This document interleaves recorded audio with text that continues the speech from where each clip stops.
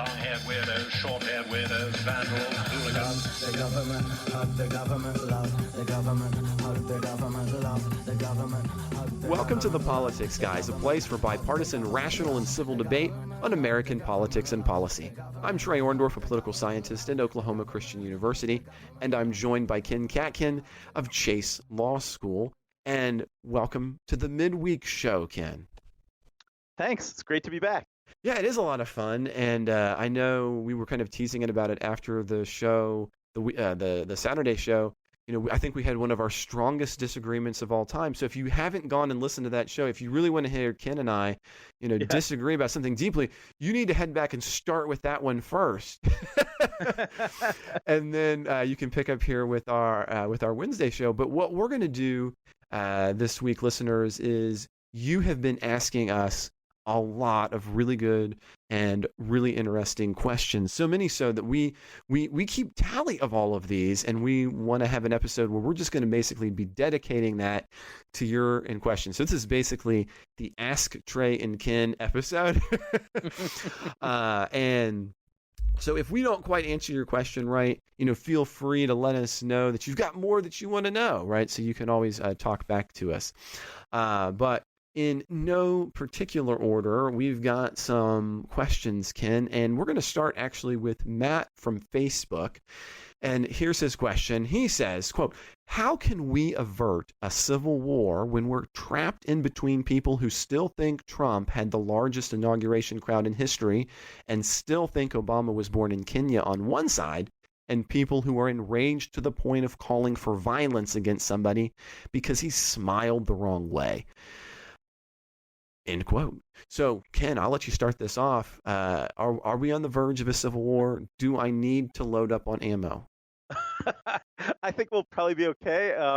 In the run-up to the actual Civil War, the members of Congress were beating each other nearly to death with canes during their congressional debates, and it was more exciting. I mean, imagine the C-SPAN viewership if. Yeah.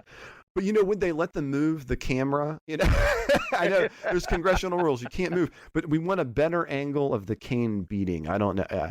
That's a little bit of a teasing. I'm sorry, Matt. But no, in all honesty, but I think maybe he's dramatizing it a little bit here by saying a civil war. But I do think there are probably listeners out there who might actually be a little worried that if not a civil war per se, that we're entering an era where politics may not be possible, right? Maybe in a hard or bad way, but maybe not exactly shooting at one another. Yeah, well, I think the if there was going to be a 21st century version of a civil war, which I would just posit would probably be nonviolent, we'd be talking about a secession movement and something like Brexit, right? And I don't even think that's really on the table. I don't think as much as there is, some of the partisan divide in the country is somewhat geographic, but even with that, I don't think anyone would be serious about having a political movement to break up the United States. And if anyone did that, it doesn't seem realistic to me at all to think that it could even get as far as Brexit or Quebec secession from Canada, which didn't end up happening, but there was a real movement for it. It came close. It came close. Yeah, but I don't think we're that divided. I don't think it would come that close. Well, and I think one of the things, Ken, to kind of add there to answer you, Matt, is that it is very easy to assume that the rhetoric and the beliefs of people in your whatever your era is worse because it's more immediate to you than were in previous eras. And I think if you kind of go back, take a look, I'm thinking, and again, this is just one of my areas, so I'm going to point to it. But if you take a look at some of the rhetoric surrounding, say, Thomas Jefferson, for example, right? He's going to be an atheist who's going to burn your Bibles, or you take a look at some of the rhetoric as we move forward, where we're talking about presidents' sexual predilections and some pretty graphic terminologies. Again, I'm not saying that it doesn't mean that there aren't people who get sequestered, but you should always temper that, I think, a bit with that kind of historic perspective and say, well, we've had those kinds of situations before, And in general, they have not led to widespread differences. And as a matter of fact, the Civil War is the result of a lot of cleavages that happen to overlap at the same time, the biggest which, of course, is the difference in the supposed ownership of human property.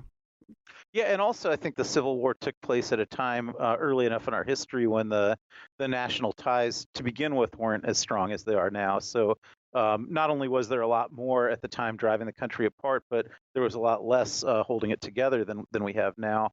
I would think of the 1960s or maybe even the 70s as closer analogs. I think in the late 60s, in the Vietnam era, civil rights era, a lot of assassinations. The country could have felt like it was really falling apart, but it really just kept plugging right along. Right. And I think as long as those kinds of things tie us together, and the big one here, economics, Yeah. another difference between the Civil War era is you have relatively autonomous economic conditions between the divide in a way that, I understand that there are differences obviously between urban and rural areas, but their economic ties are very deep in a way that was simply not the case during the Civil War. I don't know if you agree with that or not, Ken. Yeah, absolutely. Yeah, that was one of the ties I was thinking of when I was saying the whole country is now bound together in much tighter ways than it was back then. That certainly the I was thinking nationalistic, economy, but you're right. That could have also been economic. Yeah. yeah, in all kinds of ways. The country's so completely integrated now. I mean, if you buy a pencil, like the different parts of that are made all over the world and all over the country now, and it's I just think it was just the project of unraveling the United States would be impossibly formidable, I think. I agree. And on your note of the pencil, being the good conservative libertarian that I am, I can't help but point out I pencil. So if you want to read an interesting little autobiography of the pencil, you should hit that up, because that's all I could think of when you were talking about that. So Scott, I hope that helps answer your question. We're going to turn to Anna next from Facebook as well. And she says this, quote, "My question is, what can we do as a society to make up our own mind and reach our own conclusions?" And she specifically goes on to say, how can we embrace critical thinking? And I know as educators, Ken, that we probably have a lot to say about that. So Yeah. what do you think about this issue? Is there a way to increase critical thinking, or are we all doomed to freshman analysis for the rest of time, or L1 in your case? So is the question, how can people do that for themselves, or how can people encourage others to do that? Or I wasn't sure. It seems to me that she is kind of hinting at both, right? So what might I do for myself? And then is there anything we can do maybe to help embrace that collectively as well?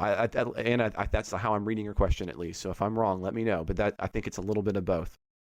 Yeah, it's a constant. I feel like it takes constant effort to really think about developing good habits of mind for oneself, and not jumping to conclusions, thinking clearly based on logic and evidence. I'm not sure human brains are hardwired to work that way. So I think people really need to actually constantly be thinking about that. But I think if people think about that for themselves, am I jumping to conclusions?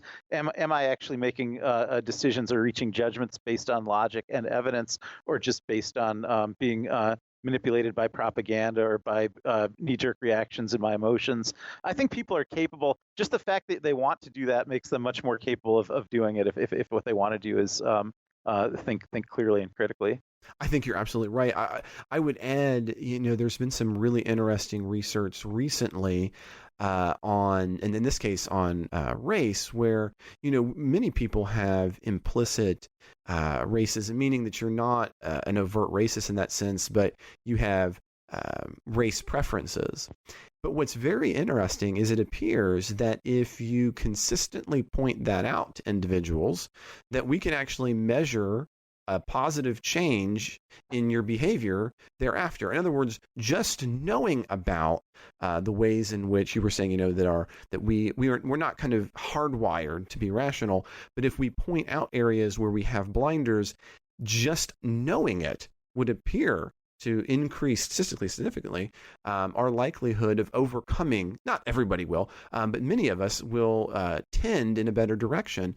And so for your personal level, the question there, Anna, I would suggest is understanding the way that we as human beings are not wired to always think critically allows us to better think critically. And that's kind of the fundamental process of thinking about anything in either a critical or in a scientific way. Now, but what about Ken, kind of her implicit second question here, which is, is there something we can do to kind of help our communities as a whole be better critical thinkers, or is maybe that's, if we're all just doing it, that will be an outcome thereof? You and I are trying, right? We're doing this radio show with each other, I think, which is very much in the spirit of what the listener's question was asking. We're trying to have friendly and rational discourse about subjects that we might have different perspectives on, both to help ourselves think, about other perspectives than our own, because I learned from you, but also to help our listeners hear two different perspectives, hopefully with well-reasoned argumentation. And I think you and I are both doing that in our classrooms as well. So, I think, some professions and some avocations lend themselves a little more to that than others. But, trying to use whatever platforms we've got, whether it's the classroom or the radio, to try to promote, I think, good habits of mind. That's what I think you and I are trying to do. I agree. I mean, I think, kind of having this conversation, and I will say I'm going to kind of give a plug to, education on this front. One of the ways specifically today that I think higher education is being attacked is in the idea that it doesn't always lead to some, immediate job outcome, or is it enough dollars over the course of somebody's lifetime? And I think one of the that overlooks one of the most important parts of education, which is this idea of being a rounded human being and a citizen. And the huge part of that is to be a critical thinker. And that may or may not have a dollar sign attached to it. But I think that if you want a community where you're going to increase that likelihood, you need to have people, and sometimes you just got to kind of have to force them, right? I don't think a bunch of freshmen are immediately going to say, what I want to do today is, read competing points of view or listening to them. But having them do that has the opportunity in the long run, I think, to have a broader communal impact on critical thinking. To give a plug for higher education there. Yeah, I liked what you said about developing thinking skills as a major goal of education. And I'd really carry that a bit farther even, and point out that when people do things like learn how to do calculus in college, that's actually making them smarter. And so that's making them be able to think better. And even if they don't remember how to do calculus 20 or 30 years later, hopefully the real impact of that will be the habits of mind in terms of being able to have structured, logical, syllogistic reasoning that might still carry forward into the rest of their lives. I don't think we have ever agreed more about anything, because just the other day, there was this whole little conversation going around. Well, I've never used the math that I did in school, and I thought, well, then you've missed the point. Yeah. You have deeply, deeply missed the point. It's not just about balancing your checkbook. But of course, if you don't have critical thinking, then you won't even try to balance your checkbook because you won't care. Now we've gotten really meta on that question. So we better turn to our next. And this one is Zach from Philadelphia. By the way, Zach, I love Philadelphia. I've spent some time in Philadelphia. And as a matter of fact, I have a really fascinating story about Philadelphia. I won't go into the details here. Maybe Ken later he'll want to know, or we'll do it on a bonus show. But I actually was on the Metro. I was up there for a conference in Philadelphia. Very disappointed, by the way. Have you seen the Liberty Bell in person? Yes, I've been there. Yeah. Yeah, that is a letdown, by the way. Yeah, it's got a crack in it. Well, and it's tiny. Like, it is tiny. I'm like, you always picture this much larger. I was so disappointed. But the funny thing was, I was actually there with I was a graduate student the first time then, and he was from Russia, and he was, as we were going back to Bryn Mawr, he was giving me his racial theories, and let's just say that I would have, if I would have I wanted to punch him myself, but saying them out loud on the metro was probably not his most smart move in the history of mankind, especially when you're a Russian. Anyway, but so Zach, I have a lot of respect for Philadelphia and your all's food. But be that as it may, let's get to your question. And you say, quote, is Congress not addressing the idea of federalizing or at least overhauling the election process, voter suppression in its biggest form, end quote. And I think this is a really interesting question. I think it's one that a lot of people on the left and the right now are wondering about. Are the elections fair? Are they rigged? I think that's more of the right side. And on the left, this idea of are we suppressing the vote, which is I think what Zach's getting at here. So Ken, what do you think about that? Yeah, I think Congress could do more than it's doing. There's sort of, because of our system of federalism, actually running elections is a state and local responsibility. But on the other hand, that we've got several constitutional amendments, the 15th, the 19th, the 24th, the 26th, which deal with voting rights and which give Congress the power to enact legislation to protect different kinds of voting rights. And we have some voting rights acts. So I think Congress could do more. Congress, if they had the political consensus to do it, could do much more to prevent gerrymandering. Could do much more to protect to prohibit different kinds of voter ID type laws that I think generally tend to only advance voter suppression. But the problem is you have a partisan divide within Congress, and indeed, generally, also the same partisan divide in state and local governments about what are the appropriate measures. And so I think that's really been the sticking point more than whether Congress has powers to do different things. I agree mostly there, Ken. Zach, Article 1, Section 4 of the Constitution is going to give national election powers to states. And so with that, you're always, no matter what you do, there is going to be a diversity of ways of voting. And one of the things that we have found is that sometimes I think that there are purposeful decisions made by state legislatures to help and or hurt different parts of the voting population, right? But it's also interesting there'll be unintended consequences to different kinds of elections. So for example, one particular type of election that has been had a little bit of popularity and it's still around is top two primary runoffs. Well, that has often now led to where you have general elections where you don't have both major parties competing against each other in the major election. Instead, you have two from one party or the other. So I think Ken is right on this part.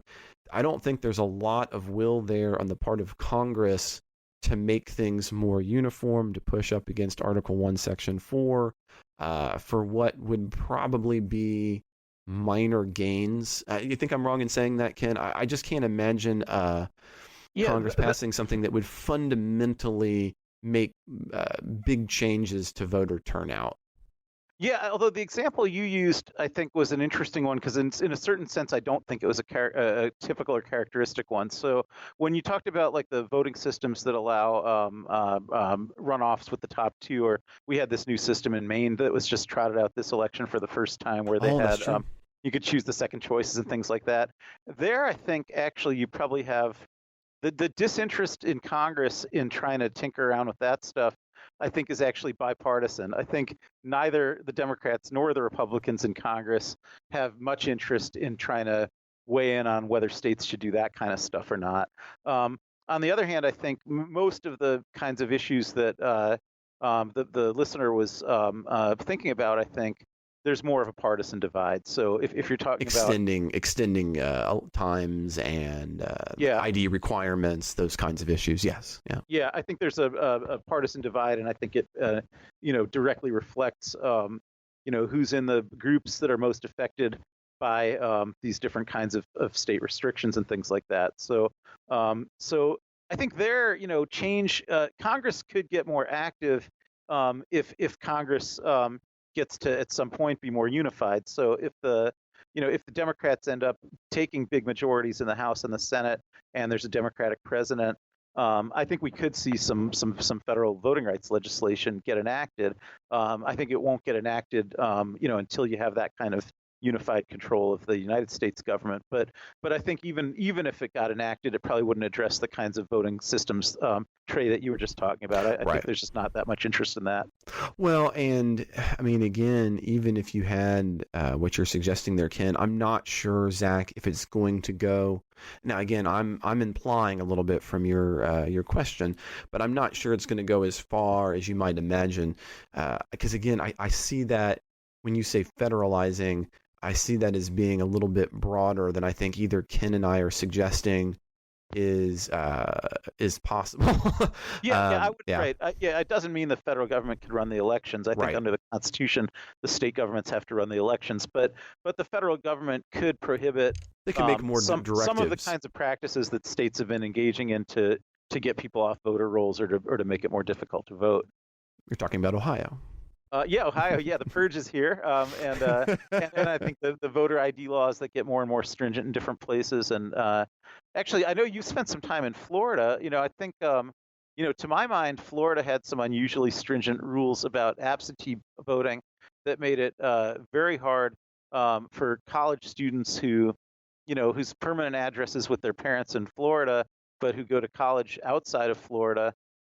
Florida wouldn't actually send the absentee ballots to the college addresses. They would only send it to the home addresses in Florida, and then that would depend on someone at those home addresses Sending them on. actually making the effort to mail it off to their college kid. And so that kind of thing, I think Congress could play a role in passing laws about. So, And no, but it would still.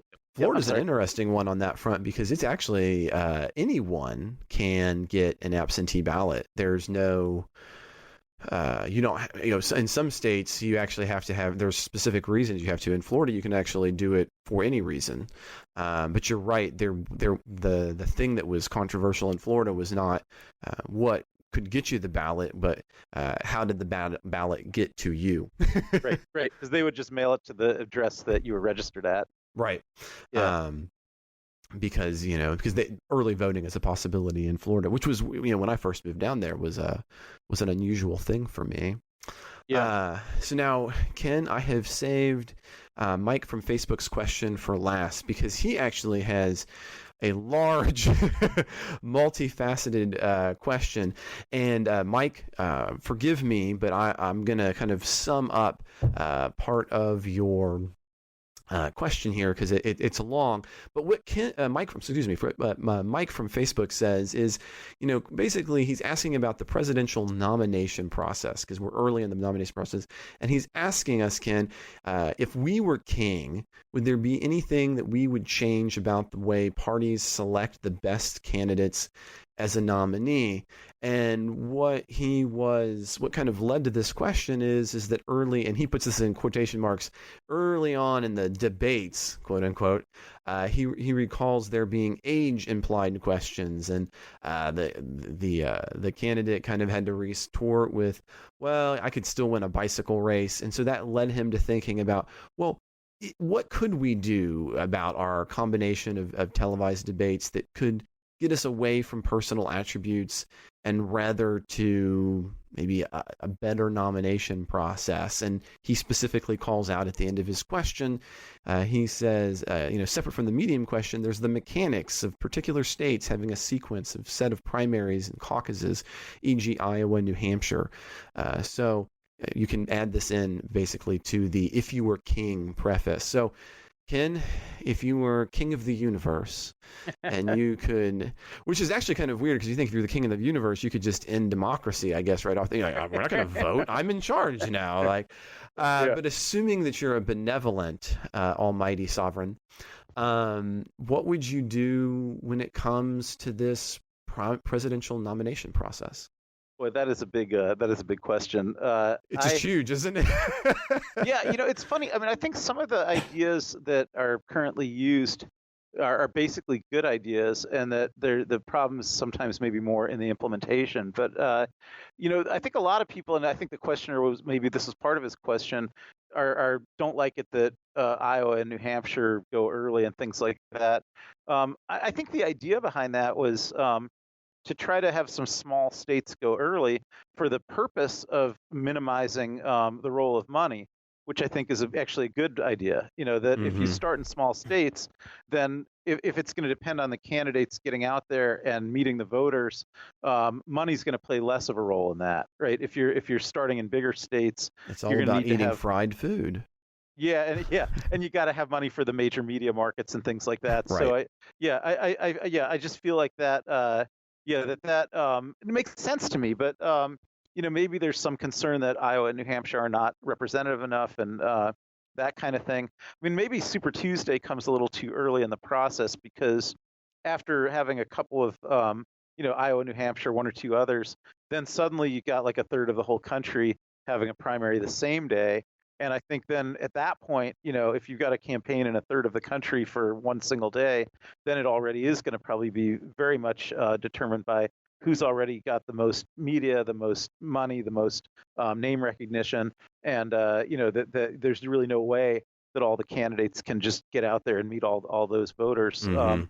But that's I don't know. I mean, it's a hard problem in a country of 300 and some odd million people, Yeah. to figure out, how are we going to find the two that can be the major party nominees? There's no there's no great way to sift through all that information and find those needles in that haystack. Well, and and I'll add this is an area where we have later, and I don't mean this in a negative way. Uh, we've thwarted the intention of the Constitution, and so that leaves us with kind of the question of what we do now. And what I mean by that is the president being part of a popular vote, right? That is the complete antithesis of the purpose of the Electoral College. But you had this problem of, well, states are going to get to determine this, and so why did these guys get to be the ones that are going to determine the president? And so when you have that shift in the presidential election process to being more personalized, I think that's the beginning of trying to then say, well, what should it look like? And Ken, when you were talking about, for example, having Iowa and New Hampshire go first as a money-saving procedure, I think you're right. I mean, that was, I think, part of that goal. But the nature of the election itself, I think, has a big stamp on the way they play out. So, for example, in the United States, because we have fixed election cycles, that means that we're 2 years out. And we have listeners who are already asking about. As a matter of fact, Ken and I had even toyed with talking about, well, who's running, because we have some Democratic, people who already have my name. I'm putting my name on the ballot right now, and that's what makes this kind of question particularly sticky for me, is that the nature of the way that we have an election. I don't want to say it determines all of it, but it certainly shapes the broad outlines. So if I was going to be a king and I wanted to undo things, I would probably have to start at that level of how we have an election. What do you think about that, Ken? You mean am I too far out on a limb there? Well, yeah, I mean the both the general elections and the primary systems have become slowly more democratized over time. But the Constitution was agnostic in the presidential system about how the members of the Electoral College would be selected. So it didn't rule out having popular elections. So No. yeah.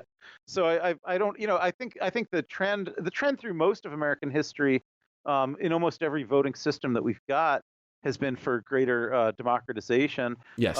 Every time the Constitution has been formally amended in any of the particulars with respect to voting, it's been to expand voting rights. Like the And you've also 17th Amendment, of course. yeah, 17th Amendment for direct election of senators, 15th Amendment for voting for African Americans, 19th Amendment for voting for women, 24th Amendment for voting without regard to poll tax, 26th Amendment for voting for 18-year-olds. So we've only had expansions in voting rights. We've had no contractions in voting rights in any of the formal processes, and the same plays out in the informal processes. So whereas we've never changed the formal process for electing the president, informally, We've introduced primaries. We've introduced general elections for president, generally dictating who's going to get to go to the electoral college. So those informal mechanisms as well have led to greater democratization. And I think that's what the people want.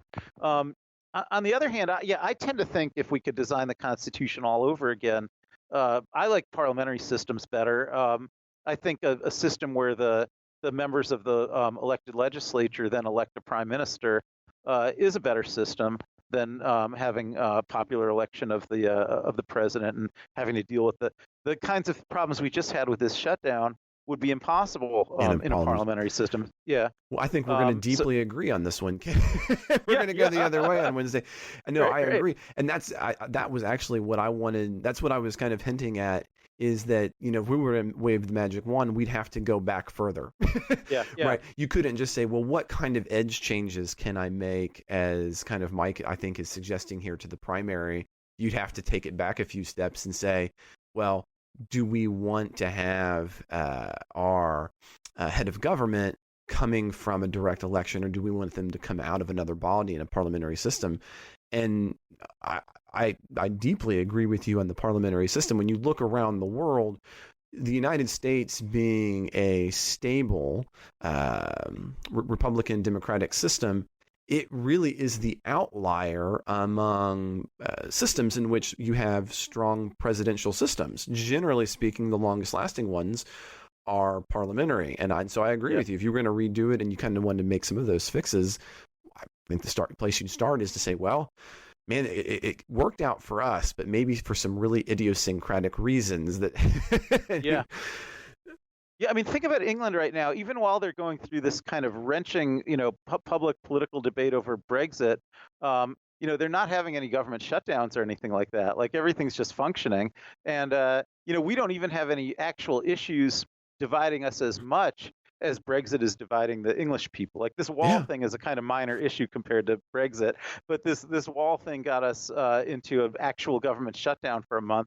That's purely a reflection of the system of separated, divided powers that we have. And it also makes it easier for voters. I mean, the other thing that I think is very complicated in our system, and this is coming from a guy who teaches American government, is that understanding American government is relatively difficult, right? Just to understand, well, why does a particular policy happen to me?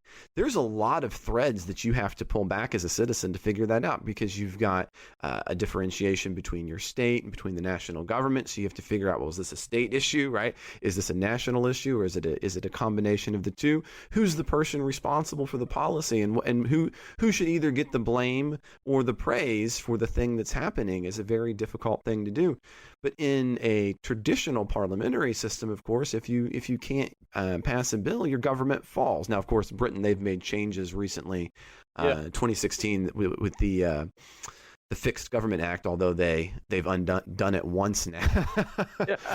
But that's a long, British story. But yeah, I mean, when you have that kind of setup, it's really easy, because the party in power is the one to get the praise or the blame, and because they can pass their things, hard stop, period. And likewise, you can know which of the parties outside are doing it, because they have a shadow government that's effectively saying, here's the things that we would do differently, put us in, and they can do those things without being impeded. Yeah, I mean, I like it that we have constitutional rights enforced by judicial review, which the English don't have. And I like having a judicial branch. I think that's an advantage. But I don't really see the advantage of separating the legislative branch from the executive branch the way we do it. And I all think of our British listeners just got really upset with you, Ken. They're going to say that's just because he's a law professor. Yeah. But no, I hear you. I mean, I too have a.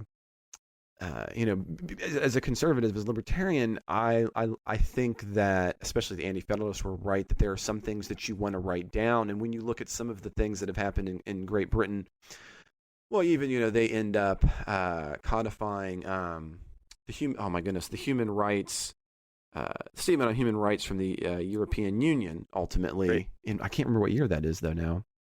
There's the UN, there's the United Nations covenants on civil and political rights. But the United Kingdom actually codified it, the EU's version of it.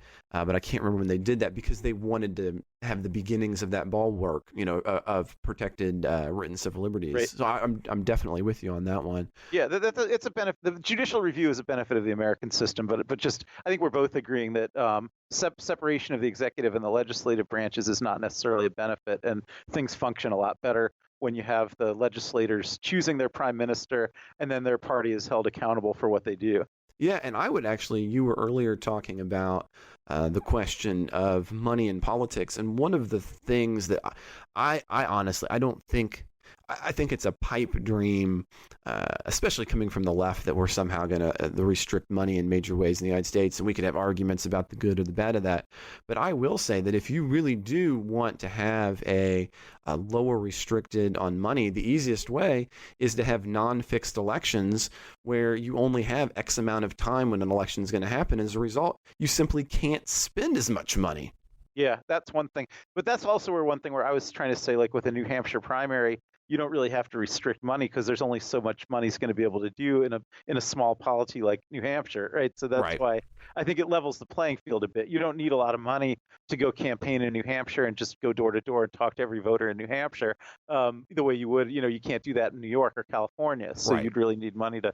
But yeah, I think you're right. Also, the non-fixed elections, that is I think that's another virtue of the British system. Well, it was weird what happened last week. It used to be, yeah. Well, yeah, we could have seen it last week because after the Brexit vote failed so spectacularly, there was a referendum on a vote of no confidence, which could have triggered an election, but it didn't. It didn't. May actually, as you know, she survived the vote of no confidence right after suffering the biggest defeat on a substantive bill. So that was an interesting couple of days there. Oh my heavens, yeah. As a matter of fact, listeners, just so you know, one of the things that you may not understand this is that once upon a time in British elections, as recently as just a few years ago, not having a bill pass would have actually been the trigger for a new election. But they, as a result of now being on a permanent 5-year cycle that they can overrule with supermajorities, means that you now have to trigger this vote of no confidence to have it come out of it, because it needs 75. It's a general supermajority, is it not, Ken? I think so, but I don't remember the percentage. So if we've gotten that part wrong, our apologies, but that is the general gist of that. But so, Mike, in short, I think what we're suggesting to you is if we were king, there might be some rather sweeping institutional changes that we might make to try to get at what you're talking about. But of course, that would change the system more largely as well. So for those of you who think, well, I'd rather have the system as it is, the kinds of primary systems that you see are probably simply a necessary consequence of that system. What do you think, Ken? Maybe. I mean, we've had our system of elections for longer than we've had our system of primaries. So primaries only started in the 1970s. So our greatest presidents, Lincoln, Roosevelt, they didn't have to win primaries. So I think you could conceive of having different systems, but I don't think that's what people really want. I think people want to be able to vote in primaries, and people wouldn't like it if conventions mattered. Yeah, right. If that all went back to just the people who are the party bosses choosing the nominees, people didn't like that. That's why we came up with primaries. I think it isn't going to go back. Yeah. No, I agree with you. Bosses, so I guess if we were only king for a day, right, and we waved the magic wand, then the problem would be, is that a long-lasting change? Would it stay? And I think your hint there is correct. Especially in today's media environment, I cannot imagine having a primary having a selection process where it's happening out of sight. I don't think that would be long lasting. And if you really wanted to have people start questioning election outcomes, and I don't mean in the silly way of like Trump, but in a more serious way, I think that would be one way you could trigger that.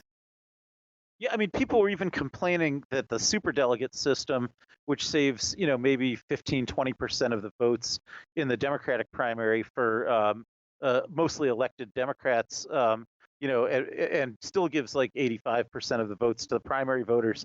People were complaining that was too undemocratic. So I think people like the idea of democratizing the primary systems, and So if you're going to do that, then you're going to have all the problems that the primary systems have. It's a big process, and it involves running a lot of primaries. I agree. So I think on that note, Ken, I would like to once again thank our Patreon supporters for your being a monthly sustaining member. It's you that makes the Politics Guys possible. And just like I had said in the weekend show, in addition to just my gratitude, because that's a lot, I do have a lot of gratitude for all of you who do that. I want you to know that Patreon supporters get a bunch of really cool perks. As a matter of fact, if you become a Patreon supporter, you'll be able to hear the show that Ken and I did last weekend. And I would tell you more about that, but I won't unless you're a monthly supporter. That seems mean, though. I don't know. So if you want to know what we did. But in addition, we have Mike's 12-part American Government Nuts and Bolts series, which is currently on part 5. And for supporters at the $5 per month or higher level, there is the Mike and Jay's Deep Dive Policy series. I know I've listened to a number of the episodes myself. They're very exciting. They've already discussed healthcare, racism, and sexism. And at this very moment, I mean, maybe even right as we speak, Ken, I don't know, they could be recording their episode on firearm policy and the Second Amendment. And I know that will be a fascinating one with Jay. So to become a Patreon supporter, all you have to do is head to patreon.com/politicsguys. That's patreon.com/politicsguys. So that's it. That's the midweek show. I want to thank, and I hope if you like what you heard, listeners, as always, you know how to hit up with us. If you're new to the show, please subscribe, share our episodes, rate us on iTunes. That's what makes this possible. We would also we now will need a big batch of new mail and questions from listeners. So please reach out to us at mail@politicsguys.com or get us on our always interesting Facebook page at facebook.com/politicsguys or on Twitter at Politics Guys. The executive producers of the Politics Guys are Michael Baranowski, Jay Carson, Trey Orndorff, and Bruce Johnson. This episode was produced by Trey Orndorff. There'll be a new show on Saturday. I hope you'll join us then.